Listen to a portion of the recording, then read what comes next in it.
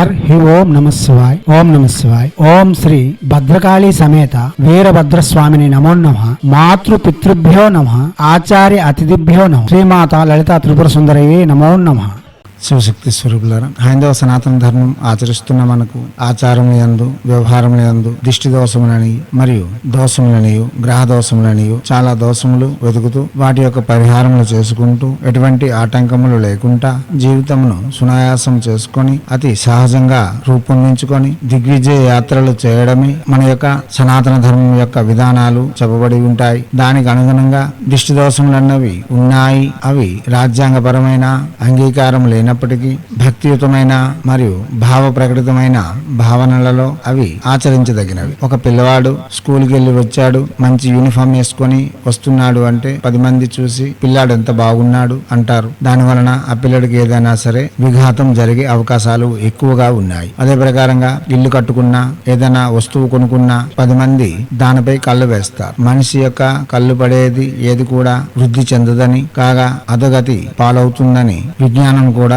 అంగీకరిస్తుంది. కాబట్టి అటువంటి దోషముల నుండి అతి సునాయాసంగా బయట పెట్టేందుకు సౌమ్య దేవతలు, ఘోర దేవతల యొక్క మంత్రములు, విధానాలు మన ఋషులు మనకి అందించి ఉన్నారు. అయితే ప్రత్యక్షంగా దిష్టి దోషములు తీర్చుకునే వెసులుబాటుకు చాలా మంత్రములు ఇప్పటికే మనం అందించి ఉన్నాం. దానిలో శాబరి మంత్రములు ప్రముఖత వహిస్తూ ఉన్నాయి. అయితే ఎవరంతట వారు దిష్టి తీసుకోలేక కొందరిని ఆశ్రయిస్తారు. వారు కొంచెం మంత్రం చెప్పడానికి వేలల్లో తీసుకోవడం మనం చూస్తున్నాం. కాబట్టి అటువంటి మంత్రములు మనమే ప్రత్యక్షంగా చేసుకొని మన పిల్లలను, మన గృహమును, మన వస్తువులను, మనలను మనం కాపాడుకుంటూ ముందుకు పోయేందుకు ఈ మంత్రము చాలా వరకు ఉపకరిస్తుంది. కాళీమాత యొక్క నామం చెబితే చాలు కాలదోషములు తొలుగుతాయి. ఏమనగా ఆమె కాలయోని, మనకు రాబో దుఃఖభరితమైన కాలమును ఆనందభరితంగా రూపొందించగల మహత్తరమైన శక్తి. ఎందుకనగా కాలమును జనింపజేసేదే శ్రీ కాళీమాత. కాబట్టి అటువంటి దేవత యొక్క నామం స్మరిస్తే చాలు మన కాలంలో వస్తున్న దోషములు పోతాయి. ఇప్పుడు చెప్పే మంత్రము